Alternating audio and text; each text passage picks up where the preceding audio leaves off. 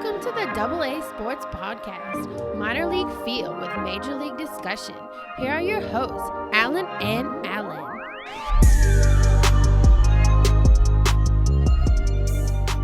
What's up, everybody, and welcome to episode 15 of the AA Sports Podcast.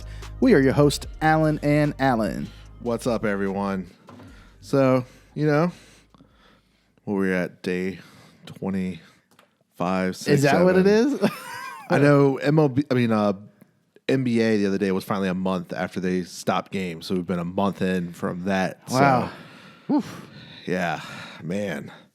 Probably got another month or so to go. Yeah, I mean, it's been so long. I've seen people were online betting on ping pong and iRacing and some other random stuff. Yeah, it's It's tough. And another sad news, man. I heard the XFL folded. They filed for bankruptcy. I'm so sad. I think it definitely had to do somewhat with the corona, with missing those last couple of games. Oh, I think that's exactly what happened. So yeah, they were on the right track. maybe, I don't know, maybe someone comes along and helps them out. I guess only time really will tell with that one, with their bankruptcy. So, but we're here about some baseball. First thing first, let's talk about some baseball news. All right. So, first thing first, just unfortunately, like last week, we had to start off with some little sad news. Start off with the sad news, yep. So today, Yankees co-owner Hank Steinberg has passed away at the age of 63 apparently from a long-standing health issue. So, the co-owner of the Yankees with his brother, he's kind of took a step back a couple years, but he was definitely right there as he slowly took over from his dad. Yeah, his dad was George sick. Steinbrenner was somebody really popular as well. He died in 2010, and Hank passed away today. He's been sickly, right? Yeah, he's apparently been battling something with a liver issue. A lot of people said that he was definitely more like his dad than his brother. Like they saw more. He was the make a gut fly decision. We want this guy. Like no thinking about it. So, but he definitely took the backseat the last couple of years. There was a liver issue with the family, so fortunately he did pass away today. So it's a little sad thing, and eventually when baseball get back, there'll be a patch. They'll celebrate him, and Yankees will do right by him. So, but yeah, fortunately, rest in peace. Yeah. So next news that came out today is that MLB top executives are taking a roughly pay cut to make sure that their not players, but their employees are paid at least through the end of May. No, that's good. Yeah, I heard that the commissioner, Rob Manfred, was taking a pay cut, and so were some of the staff members. Yeah, roughly about 35% pay cut to help pay the baseball employees in that office, and then other baseball employees through the league. So at least through the end of May. So, all right, because their hope is to play sometime in May, so they can start recruiting money, so they can still pay their employees. That's their goal. And and I've heard mixed feelings from the players about starting in May in the all Grapefruit League or Cactus League, just because of the fact that they're going to be stuck there, and they're talking about seeing their families and things like that. a lot of players definitely didn't like the thought of going to just Arizona. Yeah. Some people were for it, but a lot of players, especially people like Zach Wheeler and them, are expecting children. Like, I want to be around my family, especially it's my first kid. Yeah, that makes perfect sense. So it's it's going to be a battle. They haven't agreed upon anything yet. We said last week if they want to start early May, they had to do it by the end of last week, and here we are next week, and still nothing has been agreed upon. So, but this issue will definitely help pay the bills for at least 2 months. So good for them to make them stepping up. So. Apparently, the reported number was $170 million through May to make. Wow. Yeah. Wow. Well, speaking of spending money, it looks like the MLB is also looking to purchase the minor league and cease operations. So we all heard into last year that they were talking about shrinking the minor league system.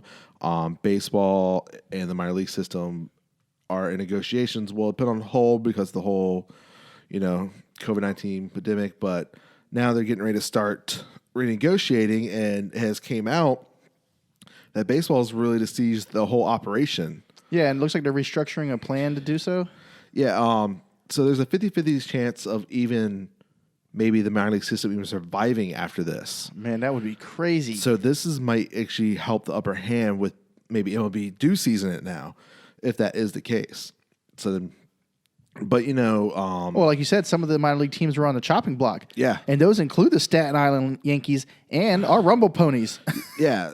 So what this is pretty much doing, I think they only want, I think, a rookie league, a single A, a double A, and a triple A. That makes sense. It makes sense. Because there's a lot advanced of A, there's lower A, there's this rookie golf league, and so it makes sense. I was confused when I found out there was more than just single A. I'm like, yeah. There's a short season, there's advanced, rookie there's a ball. I'm like, yeah. Why do we need so many? But I understand a lot of people, especially when you sign your young like Cuban players and stuff, they're like 16, 17. But if you believe in them that much, they need to go straight to A. Well, like you said, the MLB is looking to eliminate about 40 minor league teams, and also getting rid of the MILB office in Florida. Yep. So the biggest thing I think with them, what people are hearing is MLB do want to expand to 32 teams. Okay. So you're adding 2 teams, which that would be probably most likely one of the minor league cities, the bigger cities that could hold a major league stadium. So that's 2 right there. So you're down to 38. And it only also saves about 6 minor league teams, if that. Then it would save 8 minor league teams. Okay. So you're talking about 10 teams. So it'll make the list go down to 30. Ish. But still, it's still sad to see minor league team systems just disappear, especially 30 of them. I mean, think about it. That's a lot. And that's pretty much roughly be 1 from each team if you think about it, ish. And like you said, if the MILB, the minor league system, estimating to have a 50% chance of surviving as an independent operating entity, well. And the big thing is I think when minor league teams would switch around the teams, I think it would be set teams. The farm system team will put more money into those teams to have better facilities, and that would be that good. would I think would be more benefit. Right, because you and I, we've seen some minor league ballparks, and they remind me of like a rec league almost. Yeah. So I agree. If the end game is to make the minor leagues a better experience for fan goers and people to go and say, "Hey, this is a great professional style ball field," then it makes sense because that gets them hooked on the parent team. Yeah, especially if there's no ability to go to a major league stadium. Exactly. If you it's a 5-hour drive, but 45-minute drive, I can go take it to a minor league and have almost the same experience. Right, like you and I, we never got to go to the games when we were young, and I get it. It's a hike for your parents and take everybody, all the kids. You have to go. Money, even exactly, now, parking, tickets. So we're used to seeing minor league games. Yes, and I love Harbor Park. I love the Tides. Yeah, it'd be nice to see a more professional setting, like you said, to make it feel more like a professional experience. Even it is professional ball, but feel more like a major league experience. Yeah, even making the slight adjustments of certain parks, the fan experience, it just could be increased very much so. And as MLB is trying to get more fans to come out to the games or watch the game itself, I think the fan experience is a big part of it. And especially for the areas that don't have a major league and they have minor league, this could be introduced okay, I love baseball. This is a great experience. I need to watch the bigger game on TV. Well, it'd also help if the bigger league, like if the parent team, for example, here we have the Tides and then we have the Orioles. Yes, we get to watch the Orioles every time they play if we want to, but just making sure, like you said, that if they have the minor league team in that system, it'd be nice if they have access to watching the MLB team as well on TV, because it's not always the case. Yeah. Like forever, the Tides were the Mets, and we were never going to get them on TV except for random time on TBS or something. Yeah, growing up until they got the MLB package. But also available, that needs to change too. I think they're talking about no blackout restrictions are going to be lifted sooner or later. I hope so. But besides that, I think that even before stating that, the MLB has been making measures to bring the teams closer to the parent team anyway. So they should be in the The biggest TV thing, especially with experience, Mets finally coming back to Syracuse, was when your farm team was in Vegas and you need someone to come up because of injury or something. Right. You're talking about that player would not be ready to play that next game between a red-eye flight and finally getting into the first thing in the morning. And especially if an afternoon game, you can... With some jet lag, probably. Yeah. But what I'm saying is if the minor league team is closer to the parent team, you have more ability to draw on those fans to watch your parent team as well. Definitely. Then you have a better chance of getting Syracuse fans to watch the Mets game than Vegas fans. Yes. Definitely agree. So we'll see if MLB can pull that off somehow. And the way it's going, it's probably going to happen. So we'll see. Yeah, well, we'll see. I mean, I'm sure. We'll see what negotiations do. They try to Right. fight more money, but ultimately, I think if there's somewhat agreement where if they can both be happy, if they can do it, if not. Well, if anything, I don't know how the minor league system will operate, as is. But with the coronavirus happening, I'm sure the MLB has more on their side to get it done now. And especially, it's going to be something where the owners of these minor league teams are going to have to sell. That's what I'm saying. That's what I'm saying. So this gives them the ball in their court. They have the upper hand in the situation, Yeah. I think. So speaking of that, let's move on. So now that the season could possibly be canceled, what happens with the Mookie Betts trade? So someone asked this, and it was a great because I even asked this. Like it was like, what would happen? Would people rejoice? Players go back? First, if the season canceled, they already said that the year will count. So like Mookie Betts, Springer, GT Remuto, Trevor Bauer, and Stroman will automatically become free agents. Wow. So, and then this canceling season will also affect Dodgers' most likely second baseman this year, top prospect Gavin Lux. Okay. He's most likely to play second base, so he doesn't get counted eligibility because he hasn't played that much in Major League. Right. So Dodgers get an extra year after him, so he wouldn't touch free agency later. But so ultimately this would happen if it does get canceled. Dodgers would get 0 years out of Mookie Betts. They would only get 2 years out of David Price and $32 million from the Red Sox still. But they could make Betts a qualifying offer, get a somewhat draft pick back. But Red Sox will get 4 years of Alex Vergo, 6 years of Jeter Downs, and 6 years of Connor Wong out of the deal. Yeah. So, and then the $48 million is supposed to be deferred in 18 equal payments starting tomorrow, but they said that's been postponed, of course, for reasons. But then they had a good point. The Dodgers would be screwed too because then Jock Peterson becomes a free agent. Betts. So, and then you lost Vergo in the trade. So now their outfield is wiped. Right. So it makes me think of this question. If the season is ultimately canceled and these players end up walking next year, do you think the league will intervene and give them some kind of compensation because they were screwed? I think they're going to have to because they can't just automatically do the trade back because then they said you would open Pandora box because then you got to think about this. Reds will argue about the trade for Trevor Bauer because they mostly agreed upon the end of last year and then this season. Part of the trade is why they did them. Then also early in the season when Diamondbacks trade for Starling Marte, instead of, they're losing one of their 2 years with him. So they only have him 1 year. And then Corey Kluber with Texas, they only have him for one less year now. So all these, you're going to have to do something Right. So I agree. I think if for some reason the season's canceled and they don't get anything out of these guys and these guys end up leaving the team, I think the league should compensate them somehow, whether it be like a lottery pick in the draft or maybe even like a tax break or a break on the salary cap. It's got to be something where you get a tax relief and also maybe a compensation second round pick or something. That's what I'm saying. They got to do something. Like what you would do, even though if they don't offer the contract or something, you got to work with these teams because they're going to be very... God. Yeah, I don't want to be Rob Manfred at this time if that happens. I don't want to be him right now because I feel like this is a bad situation regardless. Any commissioner, businessman, CEO out there, like even like Bob Iger from Disney's hopping back in the role because this terrible situation. So it's hopefully it doesn't get canceled so we don't have to worry about it. There's some way they can work something out, and this is just a question mark into, baseball, like what if? Hopefully we never have to see it where there's no baseball for a year because then we would have to postpone this podcast for a while. Well, yeah, especially after the season that the Mets had last year. I hate to give it that momentum, man, because it's just... Only thing that work in our benefits, we wouldn't really lose Noah Syndergaard for a year because there'd be no baseball. But but let's go and get some little next kind of subject we talk about. So on Bleacher, MLB, people were finding articles to talk about. I know on Bleacher, they started talking about, the steroid era and Barry Bonds, the summer that saved baseball between McGwire and Sosa home run. I remember that, man. I was super excited. I'm going to tell you how bad of a collector I was at this time.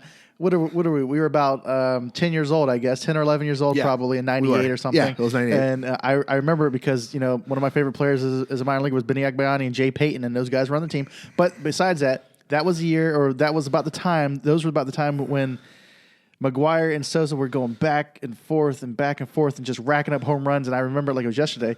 But I also remember going up to the guy who was selling the cards, and I bought a Sammy Sosa card for like $32, dude. I was like, now looking back, I'm like, God.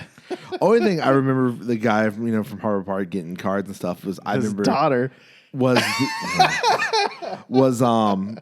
I actually did one of the packs with Sosa's rookie and got Sosa's rookie. I still have it. Nice. I went through my cards the other day and find it, and I was like, I'm just going through cards. Like, here it is, Sammy. I still have it. But, it's a great time. It did save baseball ultimately because it became hot news. Everyone loved the power. So steroid era or not, that saved baseball. But Bleachers started doing what MLB teams has hit on the most first-round picks in their career.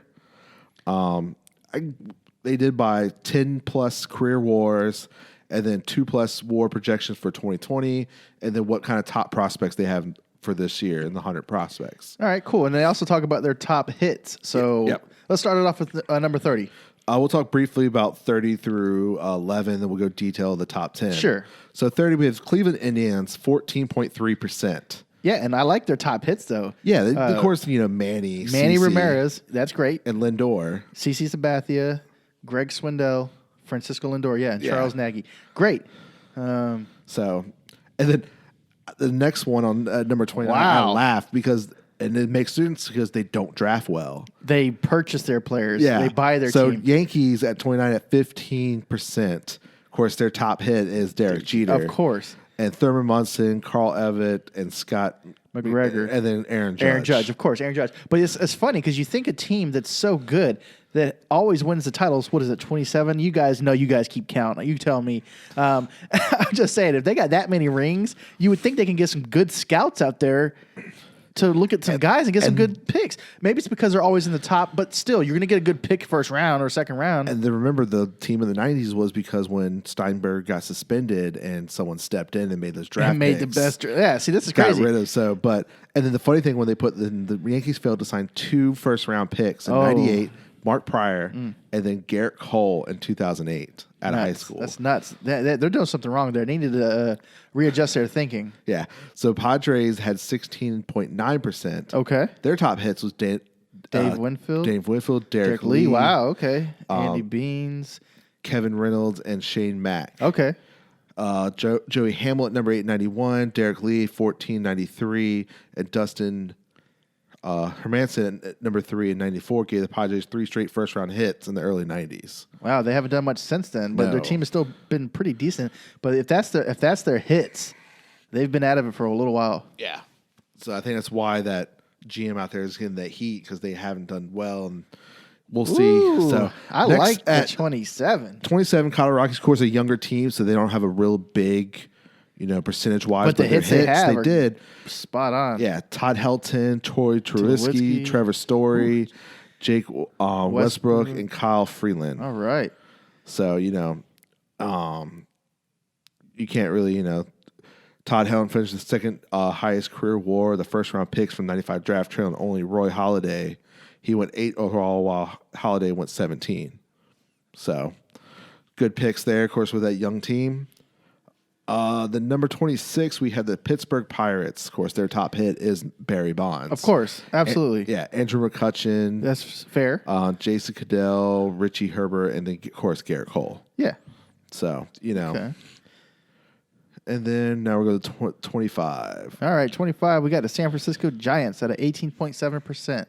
Their top hits were Will Clark with a 56.5 WAR, Matt Williams at a 46.6, Buster Posey 41.8, and Mad Bum at 36.8, and then Gary Matthews at a 30.4.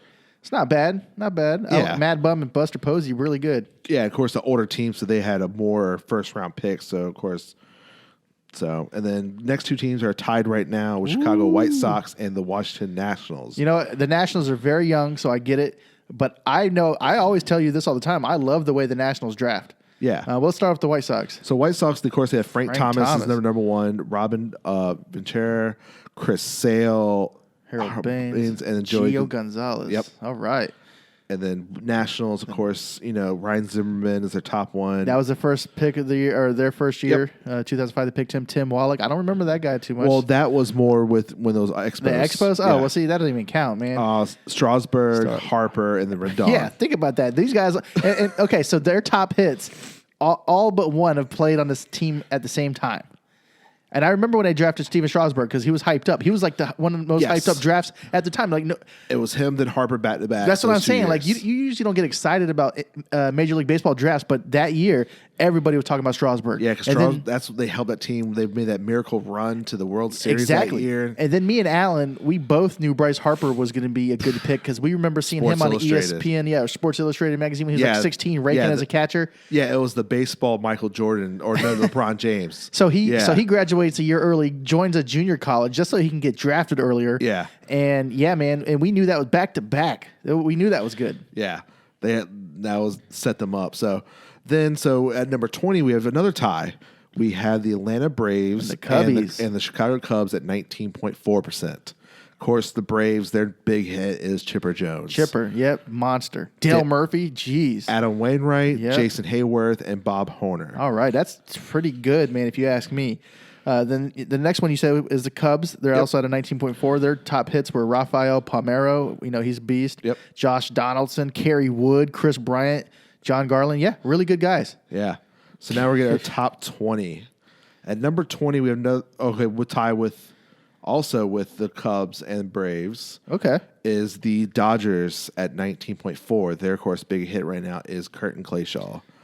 Bob Recht, Rick Hornan, Rick Scuffle, and then Paul Konerko. Of course, they have rising stars with Walker Buehler, Gavin Lux, and then Will Smith, and most likely will be added to this eventually if their stuff stands out. All right. And then you got the Blue Jays. Their top hits were Roy Halladay, Sean Green. Sean Green, if it's the same one I'm thinking of, he played for the Mets. Yes. When we were doing our thing, man, like back in we just watched a game. So Facebook Live just streamed. It was the MLB. It was a national NLCS 2006. When was that? Saturday or Sunday? Saturday. It was Friday or Saturday. Well, they were streaming. It was the NLCS Game 7. In 2006, when the Cardinals had a great team, they had Pujols, they had everybody up there actually, and our team was pretty good too. And we had Sean Green up there, and everybody just knows Sean Green because he hit like 4 or 6 home runs or something like that in one game one year for us. Anyways, so they got Sean Green, Chris Carpenter, Vernon Wells, and Lloyd Mosby. They got a pretty good, solid team there, man. So, and then at number 18, we have the Minnesota Twins at 19.5%. Okay. Their big hit is Joe Mauer, Torrey Hunter, Chuck Knobloch, whoo, Jay Bell, and then Denard Spahn. Man, I haven't heard Chuck Knobloch's name in a while. Yeah. Beast. Back in the day. So. Well, our day, not everyone's day. Yeah. So then the next one at number 17 at 20% is the Texas Rangers. Okay. We have Kevin Brown, Mark Teixeira, Carlos Pena, R.A. Dickey. And Joe Coleman. And then the Dickey thing is more funny because he didn't do that until he became a Met and then to a Blue Jay. Right. And it was funny because did Dickey win the Cy Young? With the Mets. And that's when we traded him. So they would trade him for Noah and Travis Darnell. This had to have been our shining moment as Mets with trades because we usually pick up guys at the end of their career who suck. Like we get Jason Bay or somebody at the end of their career, or Pedro when everybody gets hurt when they come to us for some reason. We got Dickey. He had his best season ever. We even got to see him play the year after. I think that he won the Cy Young, or the year that year. We saw him year we saw or the him, year before. Because he was out there throwing in the pin. And we're like, Dickey. Yeah. Anyways, so and then after he leaves, we got great people back. Ultimately, the best trade in Mets history. Yeah, because we got rid of him at the best time. The funny thing during that time was I love the trade because Travis Darnell was a top catching prospect, which we needed. And then there was this pitcher called Noah Syndergaard. Yeah, man. And then Noah just skyrocketed that year through the minor league system and became his top prospect. And they're like, Mets really won. I wonder trade. how we felt back then when we traded Dickey away. Because I know we both liked him. I liked him, but I know we needed young pitching, so I was perfectly fine with it. And I said it's probably going to be his best year in his career, which ended up being. Yeah, absolutely. So, and then now that we got Noah out of it. And Darno, I liked watching Darno play. Yeah, Darno was good. He unfortunately got those injuries, but now he's bounced back. He's with Atlanta. Who's his brother? Does his brother still? Hold on, does his brother play for Atlanta?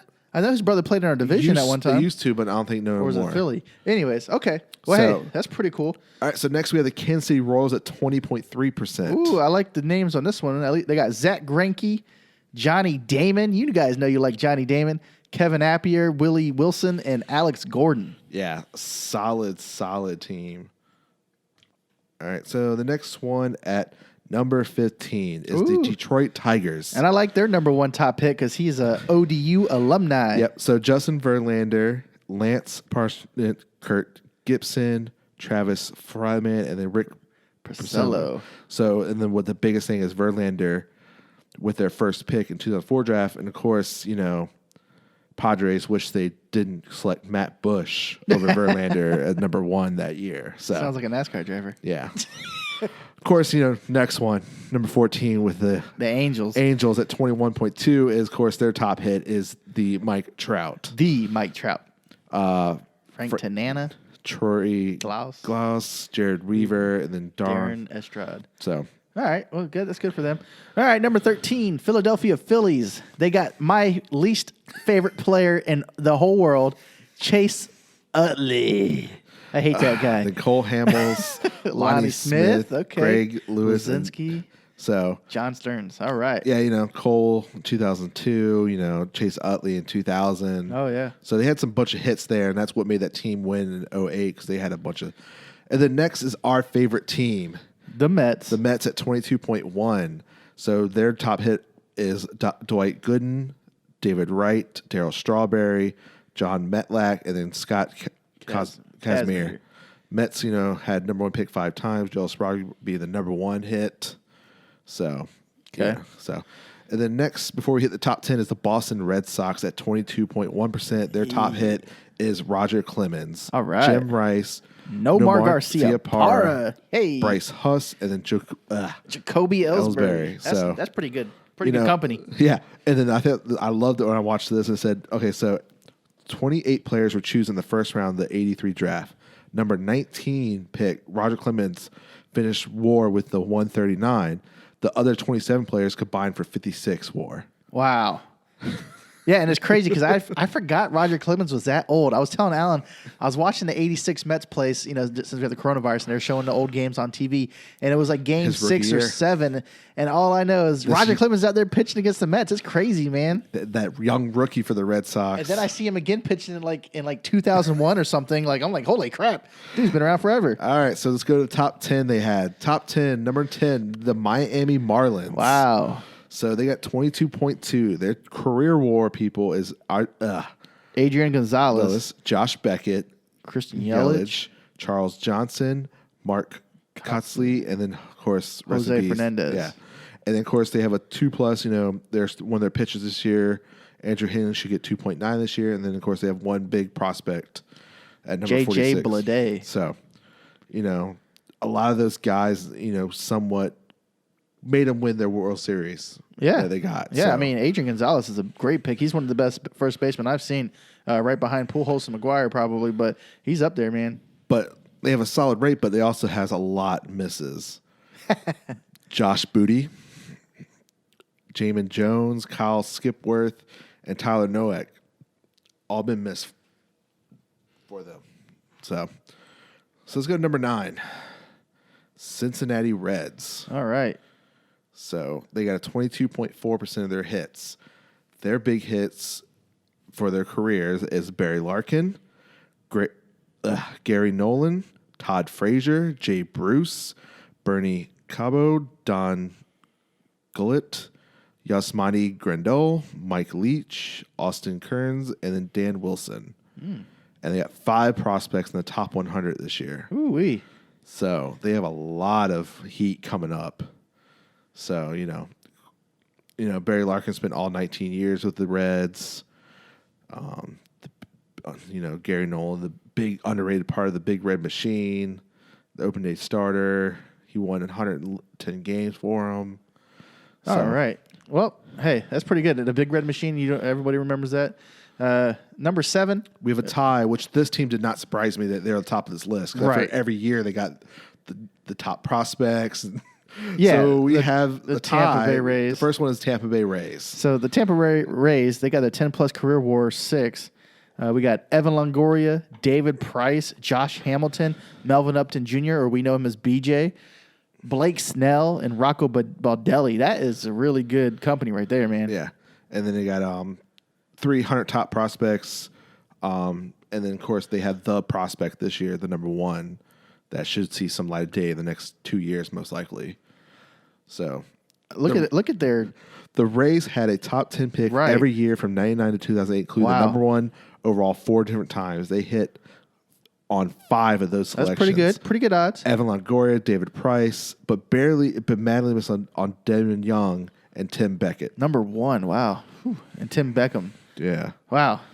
So, but, every year, like, that team just figures out that draft or they find trades and Which prospects. makes me wonder why the Yankees can't get it done when their counterparts are killing it. Yeah. And then another team they're tied with is the Arizona Diamondbacks at the 22.5. Their big hit is Max Scherzer, Justin Upton, A.J. Pollock, Stephen Drew, Trevor Bauer, Wade Miley, and Carlos Quentin. Oh, it's funny. These two teams are tied, and they both have something in common. They have an Upton brother in their top picks. Yep. And then they have 2 100 top prospects last 2 years that probably make some damage. So Diamondbacks didn't hit in the first round until they took Carlos Quentin 29 in 2003. They didn't find success after trading in the White Sox. The most lopsided traded. Speaking of lopsided traded, the decision to flip Max Scherzer in a 3-team trade to Detroit and the Yankees brought back Ian Kennedy and Edwin Jackson as a tough one to swallow. Wow. That sucks. I'm not saying those guys aren't bad. They're good, but not for Max Scherzer. They're not that good. And I'm sure, like you said, when they came back, it was not the same. Yeah.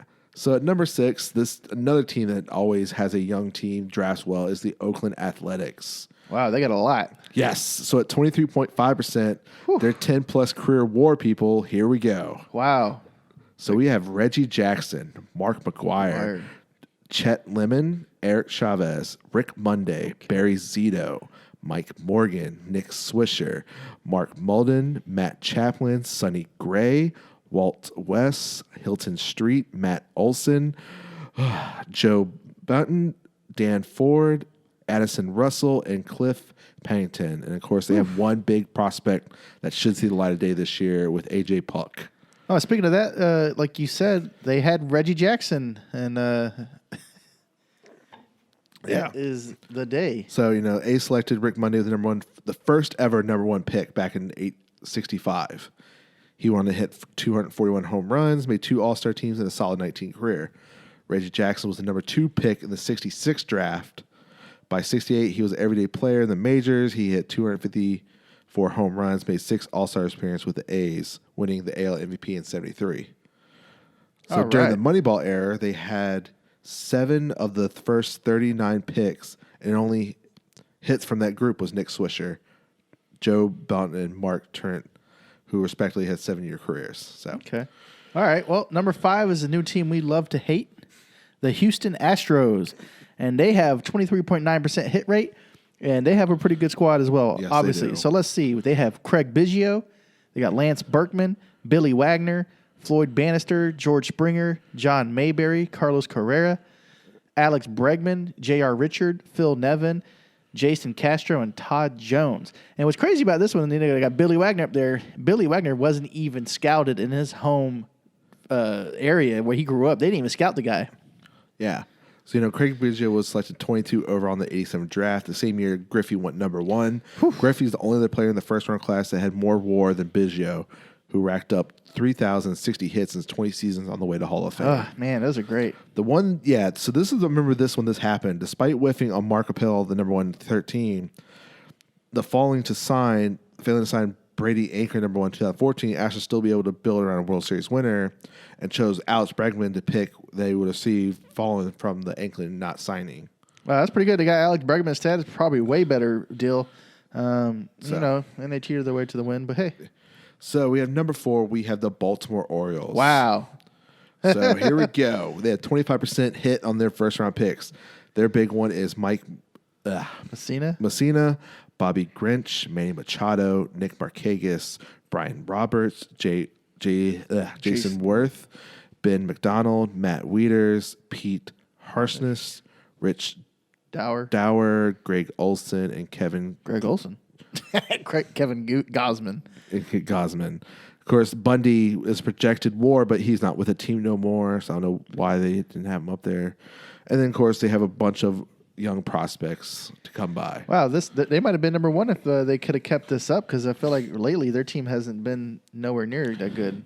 So, the 90 draft included 10 first-round hits. Mike Messina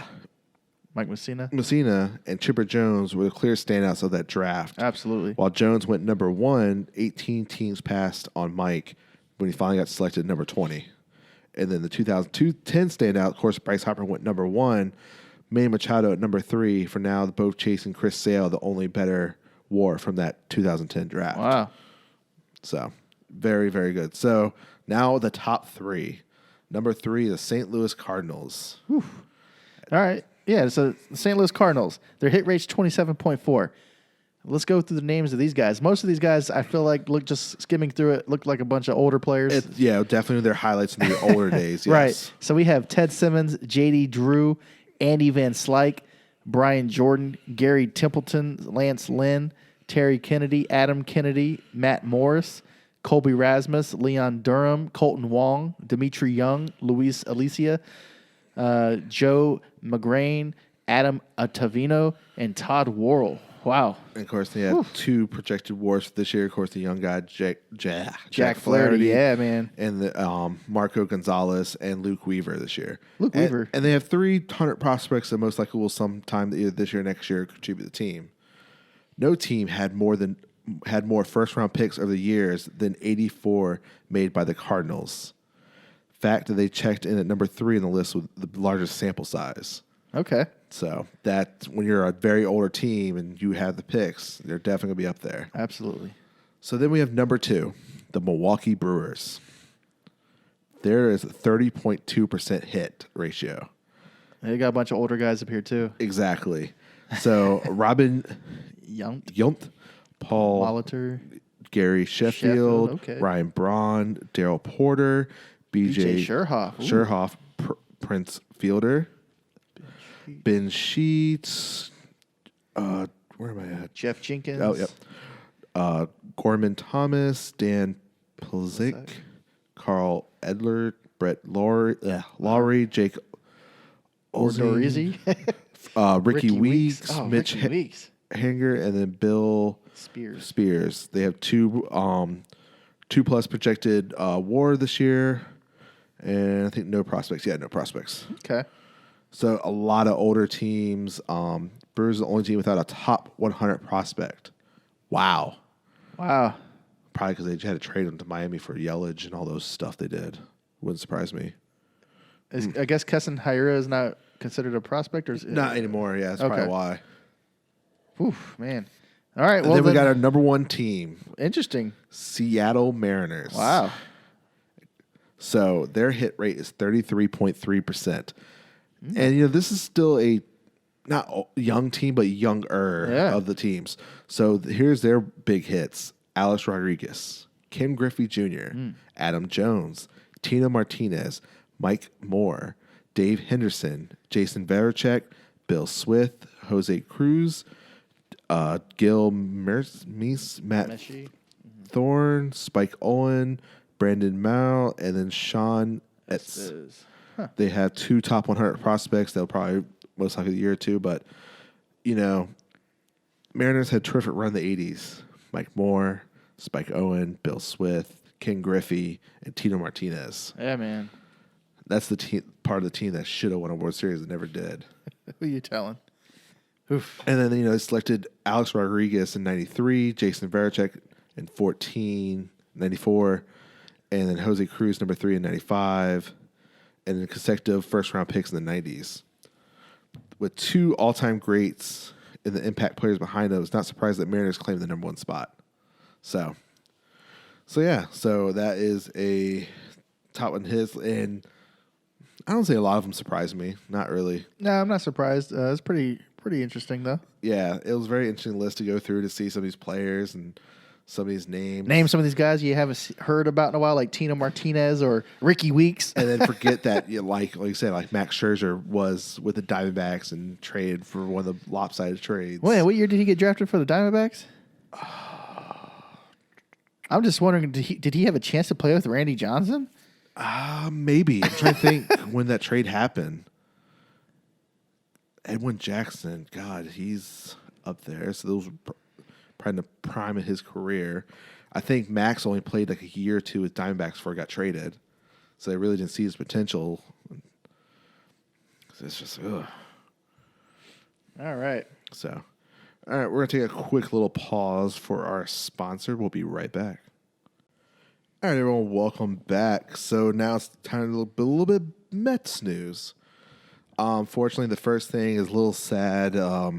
So I actually been following for a couple of years now since I've seen a lot of Mets picks. But Mets players, I'll remember the New York Post photographer of, he sadly passed away from COVID-19. Anthony, I think I don't want to butcher his name, but it's like Kazi, I think. But loved his pictures, like, between the 7 lines stuff, like he really enjoyed.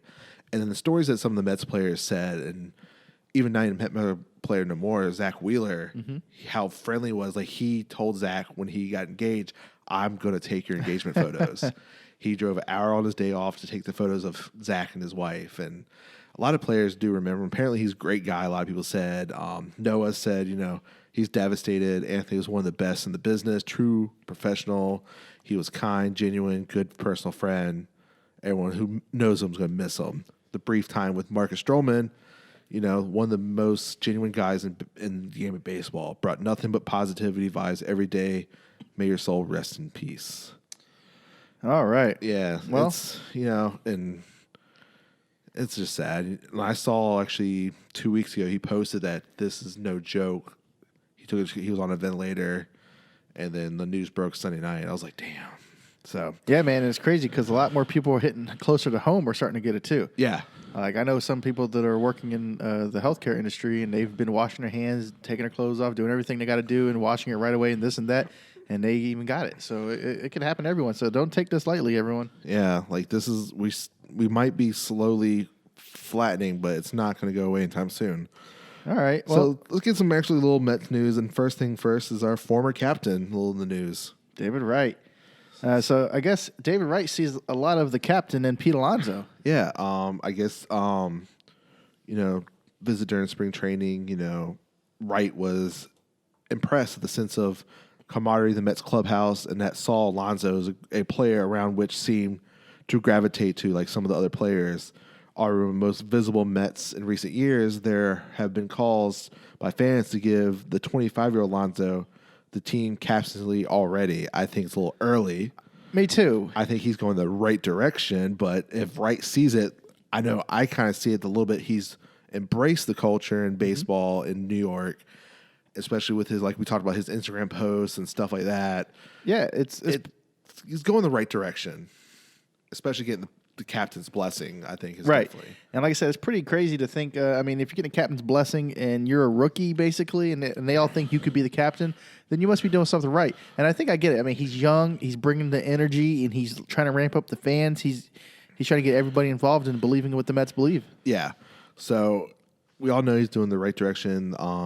The group is pretty close-knit, and I'm not around a lot, but follow it far. Wright told the Post in a conversation on the phone, it seems like they've got pretty good rap with one another. The young players seem to like they don't want to say look up, but it seems like a great deal of respect for Pete, and obviously it's off to a great start. So time will tell. I think if another year or two does well, he signs an extension where he's going to be there longer, then sure. Yeah, right. It's too early right now. Yeah. I agree. If you sign an extension, you're going to be here for the long run. Yeah, then yeah. Makes give sense. Him, if he's done well 3 years, he's shown the ability, he's consistent. Yeah, time to give him the captain title after a couple of years. So okay. And then this one broke today. Yesterday, it kind of broke that NASCAR driver Kyle Larson said a racial slur on Twitch, and Stroman challenged him to a UFC fight. Yeah, man. I mean, I guess Kyle Larson thought that his feed was cut, and he dropped the N-bomb. And since then he's been fired.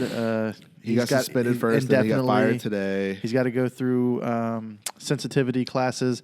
I mean, he's a really good driver. He's top 7, top 10 this year all the time, and he's probably gonna get back into it. But Strowman challenged him to a UFC fight. I doubt that'll happen.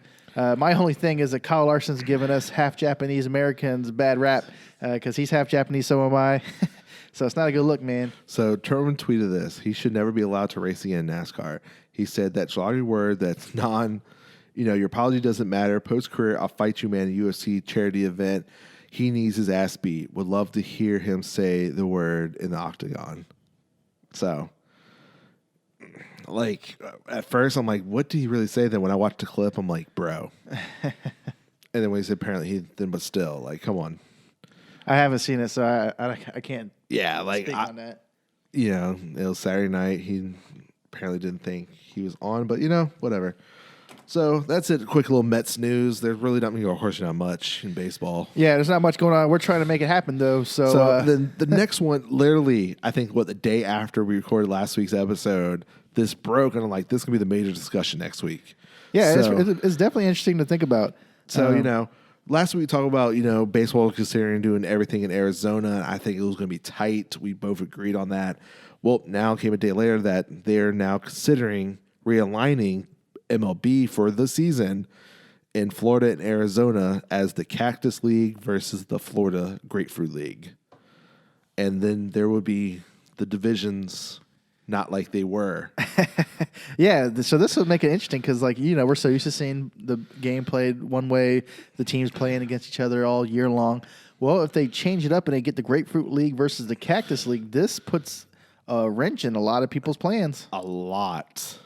Some divisions are a little easier for others, and some divisions is whoo. Yeah, I think me and Alan both agreed that we think there's in the Cactus League, which would be in Arizona, we think that the West would be pretty tough, and then in the Grapefruit League in Florida, we think that the South Division would be pretty tough. Yeah. So let's break it down. So what do we got?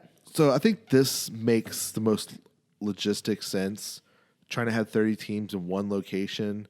So these are their facilities, so they're used to it. They probably their houses they rent for spring training. They probably can be able to get those easier because have people are not accommodations. They're not traveling, so people they can probably rent, or some people own their houses down there. That's fine. They'll most likely still use, they say, Miami Marlins Stadium and Tampa Bay Stadium. Okay, and of course Arizona will use the Arizona Diamondback Stadium. So let's go through the Cactus League. So if they realign, change the divisions, so we have the Northeast in the Cactus League. We have the Chicago Cubs, the San Francisco Giants, Arizona Diamondbacks, Colorado Rockies, and then Oakland Athletics in that division. Okay. So you have, what is that? Wow. So that one's actually 4 teams from the NL and 1 from the AL in that division. Okay. So then in the West, which is what we thought was the toughest one. This is probably the toughest division. We have the Dodgers, the Reds, the White Sox, the Indians, and the Angels. So this one has 3 AL teams and 2 NL teams. Then the Northwest, which I think is actually the probably weakest. Okay. Is you have the Milwaukee Brewers, Padres, Seattle Mariners, Texas Rangers, and then Kansas City Royals. Okay. Yeah, I can agree. Kansas City is rebuilding. Yep. Texas is kind of there. Seattle's rebuilding. Absolutely. Padres don't know what they're doing yet. They need to compete.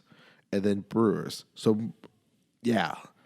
Then we go to the Grapefruit League, which is interesting. So the North, I think, is the easiest division out of this in this Florida League. Still not a given, though. Not a given, but I think definitely your 2 bottom teams are the 2 weakest teams in baseball. I can agree. Besides the Orioles. But so you have Yankees and Phillies, Toronto Blue Jays, Detroit Tigers, and Pittsburgh Pirates. Yep. Yeah, that would be tough. Yeah. It'd be cool to see Bryce Harper playing a lot of the Yankees though at times. But yeah, that is definitely a tough division. And then the next one is the South, and this is the one we think was probably one of the toughest. This one, I feel bad for some of these teams. Yeah, well, I feel bad for the Orioles. They can go over. So we're gonna have the Red Sox, Tampa Bay Rays, the Braves, and the Twins, and then the Orioles. And the Orioles. That's tough. Me and Alan, we think that at least 3, possibly 4 out of the 5 teams. If you think about it, Twins were division winner last year, Braves were division winner, and then Tampa Bay was a wild card team. Yeah, Braves won 100 games. All Twins. of them. No, Braves didn't quite get there. They were like Okay. 95, but Still. Twins and Tampa Bay was almost there, but still solid.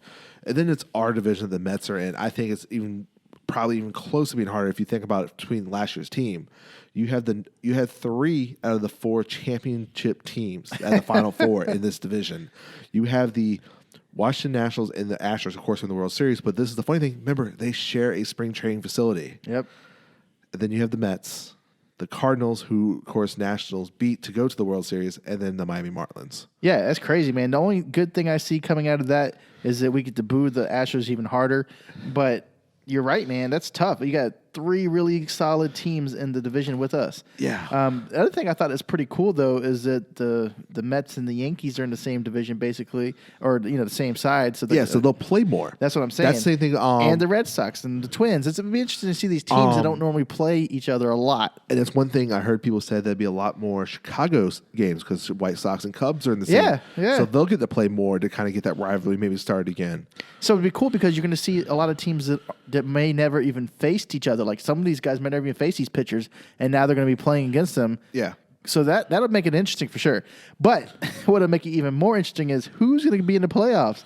So after this we text like, you see this, like this is going to be interesting. First thing first, is like who win the division, the rewards, are they going to count the same? And then, but my first thing first we need to talk about is the DH. DH. That is absolutely right. So if most likely what I'm thinking is DH is going to be universal for this year. And this would be a good testing year for the DH to do the situation. NL, exactly. It was possibly something that could start next year for the NL. This could be a great transition period because, like you said, okay, our division, most of all of them are NL besides the Astros. But then you have one team which is all AL and one NL. So you know what else this is good though, because this will give some guys the opportunity to become a DH. So I know that Christian Walker was raking in the minor leagues, and he never got the call because they never had a spot for him because there was always a guy who signed a big contract playing first base. But if you got a guy in a minor league system who's killing it with his bat, this will give him the opportunity to get up there and play every day. And then most likely, when they start, they said they're going to probably expand their roster for more pitchers and maybe an extra. Yeah. And we already said there was already going to be an extra bat on the bench between the 26 players. This is going to maybe create spots for young guys to come up to be the DH. That's or what I'm play saying. A little bit. So like, okay, so the person playing second base, he can be the DH for this game, and you can play second. Exactly. And also what I'm thinking is for the Mets, we had an issue like who's going to play in the outfield. Well, guess what? If Cespedes isn't 100% outfield, he can be the DH or something. And now we have room for... And he might be more healthier now, being the extra month or two out of baseball. He might be ready to go by the time the thing starts up. So it's definitely going to be very interesting. And then Yankees are used to DH, but then it's just... And then the parks will be different. The wind of Florida. Right. And this brings me back to one of our first episodes when we said... what would happen if they implemented a universal DH? I know we both said we love seeing big, sexy rake and some of the pitches that can, but I am very interested in seeing how this works out with a DH for universal. Especially pitchers just got to worry about pitching. Signed on, and when they have a couple weeks to figure this out, these NL managers now got to think about, okay, I get to carry a DH player, because I don't have to have my pitcher, and then that's going to change the lineup they've been thinking about.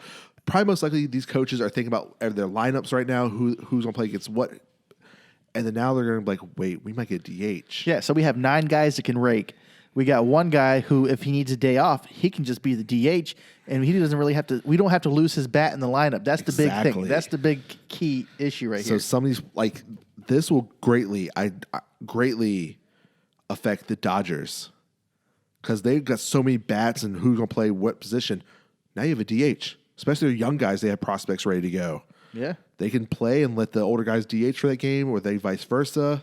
Exactly. So this will help out, especially if we have a shortened season, or if we have to play some more double headers because the veterans will have time to rest their legs. Playing in the DH spot. This benefit everyone, and then most likely the minor leaguers will be close because minor leaguers are not going to come to the minor league stadiums. They're going to be down there too. Yep. Some form of exhibition games, practicing, whatever they do decide on with those. But, we need them for a game. You're going to call them up. Oh, they're 30 minutes away. I think this is a no-brainer. They have to implement this. This is something that has to happen this year. This makes more logic than having teams but all in Arizona. Everyone's, Grapefruit League and stuff. They need the DH. This is a great, like we said, NL can see how it works. It works well. DH throughout the whole league next year. Yeah. As much as I love seeing the pitchers hit, because I do, I love seeing them.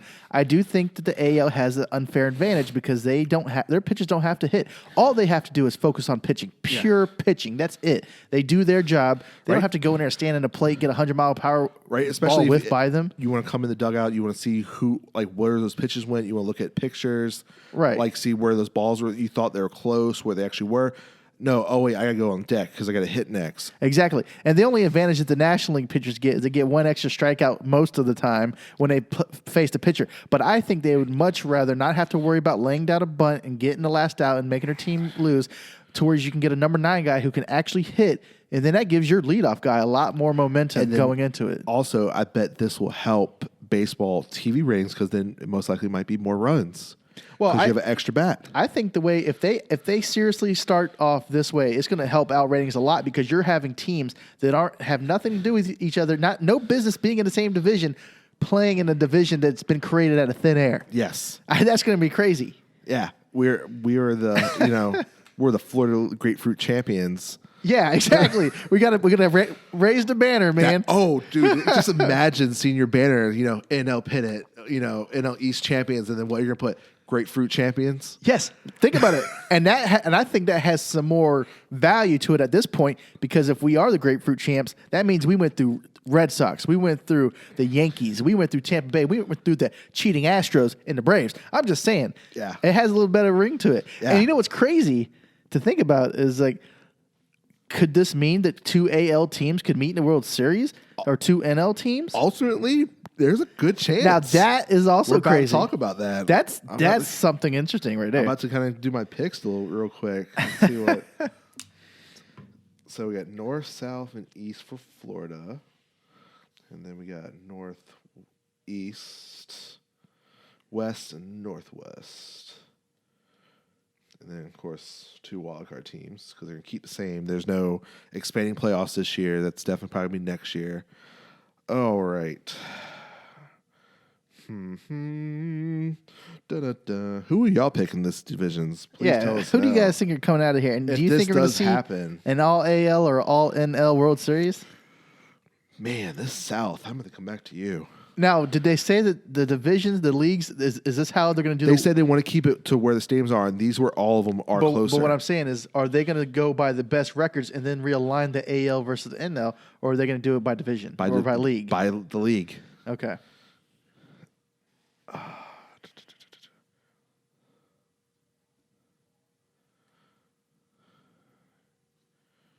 Do.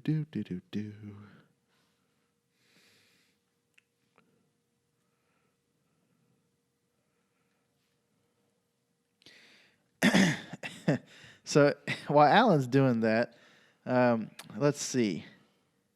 The Northeast is going to have the Diamondbacks, Cubs, Rockies, San Francisco, and A's. I'm just trying to think. If the Yankees...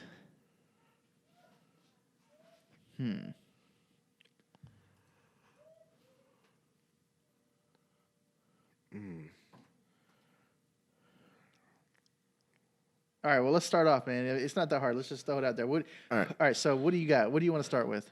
Let's start with the Cactus League. All right, so with the Cactus League, who's your Northeast winner? Northeast, I'm going to go with Oakland. The A's? Yes. Okay, absolutely. And I'm going to agree with you. So I say the A's take the Northeast. From the West, I have the Dodgers taking I still have it. Dodgers. I think they're too complete team to compete with. White Sox and Reds are coming up. This is tough. Indians, this could be even why the Indians trade Lindor. Look at the division they're in. Yeah. If they start out slow, they might trade him. Oof. And then Angels, they need a pitching, and I don't know where they're going to get that yet. So I know you and I originally had the Angels squeaking into the playoffs. With this setup, I don't see them. I don't have them getting not the playoffs. this year. They No. need some pitching to get out of this division. They should have been in the Northeast division on this. Yeah. Who do you got there in the Northeast? I mean, Northwest. Or Northwest, I'm sorry. I have Brewers. They should have been in Northwest. If the Angels are in Northwest, that would have been a game changer. Yeah. I also have the Brew Crew. Yeah, because Padres, we don't know if Seattle's building. Texas can make a run, and Kansas is building. So then the wildcard teams, I had Cubs down for 1.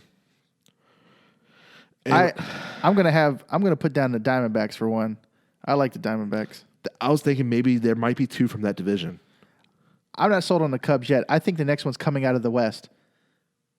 Who do you think, White Sox or Reds? I'm gonna go with the White Sox, man. I told you I like their team. I like the White Sox. I think okay, look.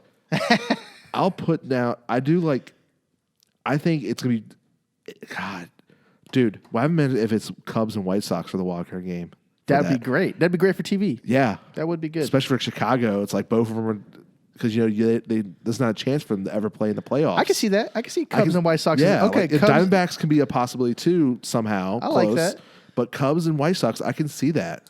and like we both said a couple episodes ago, I believe we said this is the Cubs' time to do what they got now. This is before like they lose one of their the team. last year because they're going to start losing players. So yeah, I'll go Chicago's. I feel bad for the Angels the way they got put into this, but nope, not this year, guys. Yeah, Rendon's going to do well with Mike Trout, but they don't have the pitching yet. Well, we'll see what happens. I'm not gonna completely get them out. Like they're not on my Orioles list, but they're teetering. So and another thing, there could be a wild card out of the Northwest, maybe just because of the teams that are in it, just because they don't really play anybody hard for real. I would see if Padres can make some moves, I can see them, but Texans can be that dark horse. It could be. All right, so for sure we got the you and I both agree the Dodgers are in there. We think the Brewers are good. And the A's, for sure. And then it could be the Cubs. I can see a Chicago wild card game. Diamondbacks, Sox. Yeah. I'm not counting the whole West. I think could easily be one of the wild cards. Anybody in there? Yeah. I'm not that whole division is tough. The Reds, they did a lot of moves. I'm not counting anybody out. No, nobody out of that one. Not yet. Cleveland, if they don't start strong, they can trade Lindor and also they can even trade their division rival in this year. They could trade Clevenger to the Angels. Okay. Oh yeah. If they go full rebuild mode, I don't know if they're going to do that. But I don't think Angels has anything to give them, really. So that's going to be an ultimate. They would have to get a third team involved, kind of, to get that done. But so that's going to be the Cactus League. We'll go our picks through the playoffs in a minute. But Florida, all right, the North. I got the Yankees. Yeah, you're not changing my mind. Yeah. Without that division, they're going to as much as I hate them, I got the Yankees. Phillies will maybe give them a little tough games, and same thing with Blue Jays, but Tigers and Padres. And Pirates now. No. From the South, that's the tough one. I got to go with the Twins, man. I got to go with the Twins in this one. I was leaning towards the Braves. Yeah, I completely agree. I was torn between Twins and Braves, and I was like, I'll give Braves the upper hand right now. So, and then the East, I'm still going to stick with my Mets. I'm going to stick with them. Yeah, I got to stick with the Mets. I think Houston, there are too much distractions. Nationals, we still don't know how the third baseman's going to work out. Cardinals, with losing Ozuna. Well, you know what I also like? I like the National League East teams in here because they're more familiar with each other. So they only have to figure out 2 teams. The Astros need to figure out the whole squad. And you know what I'm saying? Plus they have too many distractions. Originally, I was going to say the Astros could get a wild card, but I don't think so. So since I had the Twins winning, I got my wild cards as the Braves and the Nationals. So I have since you have Twins winning the division and Braves getting the wild card, I have Twins getting the wild card, and then I also have the Rays getting the wild card. That's good. I'm just looking at the competition league wise. I'm thinking. I think what the South's going to be, tough, man.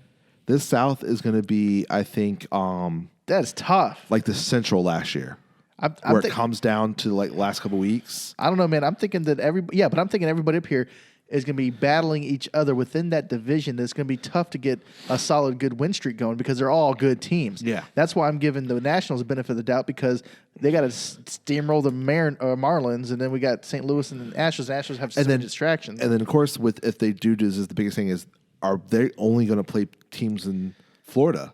That's what I'm saying. No traveling to, so how many times they're going to play the other divisions and stuff. When that schedule come out, it's going to be interesting. Yeah. How many games? Is it 100 games? Is it 150? So this is the way too early predictions. Let me get a schedule, and then we might change this Then we up. can, negotiate, okay, look, they have this many games at this team. But okay. Best believe if we get a schedule, we're going to revisit this topic because we're going to have a completely different discussion. Oh, yeah, definitely. So all right, so what do we got down then? So how's this playoff going to work? So let's see. Let's break it down 1 second. Let's see. So hold on. All right, so let's break down who we think would win in the playoffs and how it would line up. All right, so my picks for Florida: Yankees with number 1 seed, Mets at number 2, Braves at number 3, Twins at 4, and Rays at 5. All right, I have the Yankees number 1, Mets number 2, Twins are at 3, and then I got the wild cards, Nats and Braves. All right. I guess we'll just break down Florida real quick.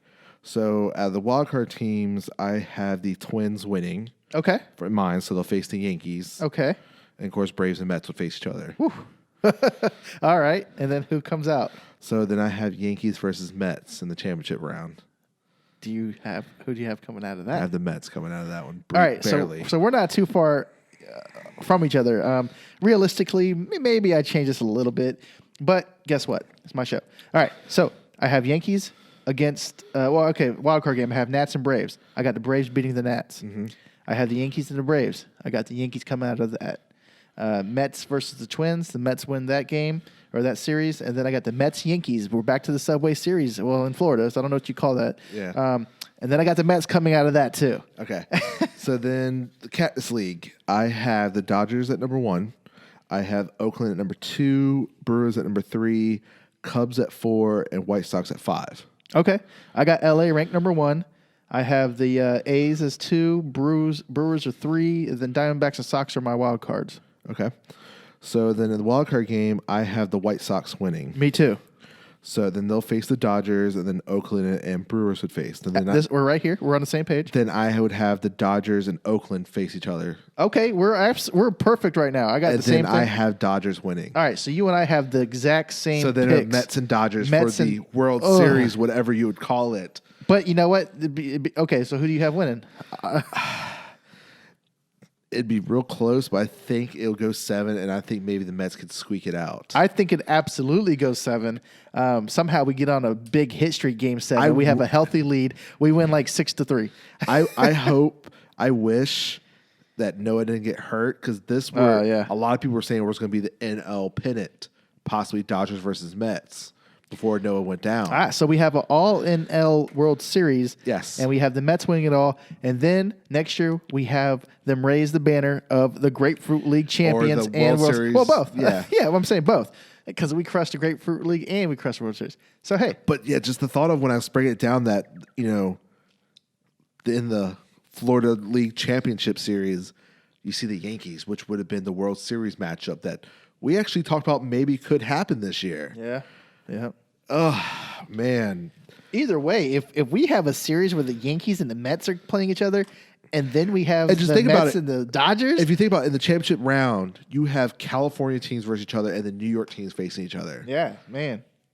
And then, and then most likely, I think they're going to play in Miami. It'd be East Coast, West Coast. Oh, yeah, I'm sure they will. Well, by that time, hopefully. Well, see, because it'll be November. Well, hopefully we move back. I don't know. But because it's winter, that's going to be the thing. They're going to have to play in warm climates.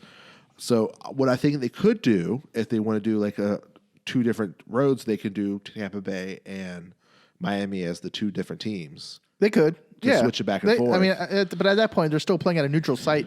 I don't think it makes that big of a difference. Or if I can, I could see two. I can see Miami, and then I can see Arizona. Yeah. Because it'd be close to California. If, say, Dodgers and Oakland kind of represent one of them. I don't know. It depends on what NL decides and what they, agree upon. Neutral site. Well, actually, so now that we're talking about it, we have a couple of dark horses in here because think about it.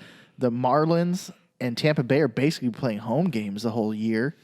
Close, yeah. That might as well be. I mean, they're in their element. Well, I think Miami really won't matter. And then Tampa Bay might matter. And then in the Cactus League, you got a couple teams that are playing right there as well. So, I mean, it's...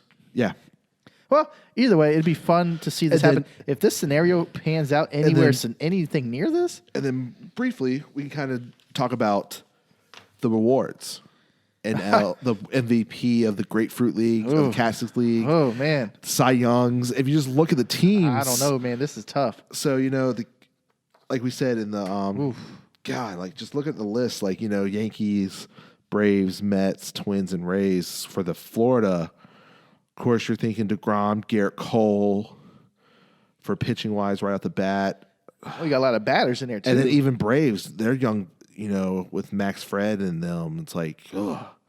Then your MVPs, Alonso, Acuna, Yankees. You're talking about if Judge, Carlos Stanton, who knows? And then you go to Cactus League. Of course, you think MVP, you think Mike Trout. Yeah. But then Dodgers are right there, so you got Mookie, you have Bellinger. If the Angels could overcome the West Division and win it, Mike Trout would absolutely have to win an MVP here. You think all those teams, and then Cubs with Abruzzo and Bryant, teams that you don't think have to worry about for like Mike Trout. This is the year if Mike Trout wins MVP because he has a lot more competition probably this year. This would be weird for you're right, and this would be absolutely weird for like the Golden Gloves or the Silver Sluggers, or anything because you have two leagues especially if the two top players at say first base, but they're in the same Cactus League. Mm-hmm. That means someone gets a chance to get it that year. Hey, man, I'm interested. If they do this, I'll be happy because we'll get baseball sooner rather than later. And I'll be even more interested because the way it's set up, it's completely random, and it's like, why not? This year's crazy anyways. Let's have a crazy league.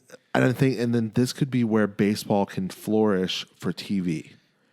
If they are the first sport to be on TV back, everyone's going to watch baseball. Well, if they set it up like this, everybody's going to watch it because your divisions are completely random. Yes. Think about like the Cowboys are in New England's division or something. It's just that does not happen. Yeah. So what I'm saying is if this takes on, what does this mean for the future in these divisions? Could there be a shakeup brewing? That's what I'm saying. Not only, especially like you said, if they do expand, right? Do they shake it up? They might shake it up because this is absolutely. And it makes more sense because instead of AL, NL, there could be a West Coast, East Coast. Exactly. You could be like a hockey, East Coast, West Coast. Yeah. And this is getting me excited, and we're not even. Then God, it's not even happening. Mets and Yankees could be in the same division. That'd be crazy. Wow. Now think about that. That's what I'm saying. So thinking about it on a larger scale, if this was an absolute, if it took off because the ratings just were too crazy to ignore, especially like Chicago get to play each other. Right. Dodgers get to play the Angels, Giants, and this like. And another thing, it makes it's just crazy to think about. Is if they did do this, like I said, the DH. That's the craziest thing because at least keep the DH because I feel like we need it at this point. But if you shake it up, it's just a whole different discussion. Yeah, because if you get 32 teams, you're talking about 16 teams. Yeah, they're going to have to switch it up somehow. Wow. We'll see what this happens. Yeah. What this creates. Let us know what you guys think. Do you think that if the league is set up this way where the AL and NL are meshed together and they're playing like random shakeups in divisions, do you think they should keep this going or what should they do? Yeah. Should it be an East Coast or West Coast split like hockey, make new divisions where there's more rivalry close? Like, like you said, Chicago, they would face each other more. New York face each other more. Like, man, like so Miami would, Tampa Bay. And this will Atlanta. potentially bring out more fans in the stands because they're playing somebody completely different than seeing the Nationals and Mets play for the third time of the year. Yeah. And I think it would actually, division games will be less travel because they're closer. Man. Well, fans would travel more. This will be interesting. We'll see. We'll see think what about happens, it. We'll think about it. You guys think about it. We'll see how we feel about this in the future. So that's all we got for this week, guys. We'll see what happens. Maybe a deal gets done where they're going to play in either Arizona, both in Arizona and Florida. Who knows? Yeah, sports are crazy right now. Like we said, we're almost at day 30, whatever it is. But, Best believe if there's some baseball news going on, you guys are going to hear from us first. Yeah. So y'all be safe. Catch y'all next time. All right, guys. Thank you for checking out this episode. Please share us if you enjoyed this content. Follow us on Twitter and Instagram at AA Sports Podcast. Catch y'all next week. Peace. For the record, I'm done trying to make y'all comfortable. That's right. For the record, you ain't trying to grow, then it's done for you. That's right. For the record, lab on me going all the way. All the way. For the record, ain't trying to link, no time to waste. Stop calling. For the record, for the record, for the record, for the record, for the record, for the record. Been a little too nice for y'all. Now I gotta up price on y'all. Snake eyes on dice for y'all. Shoulders on ice for y'all. A6 all the hate. I won't get a ball today. Got lost in the ball and A's. I'm flipping the balls. I'm flipping the on record, off record. I still count wins when they got it on record.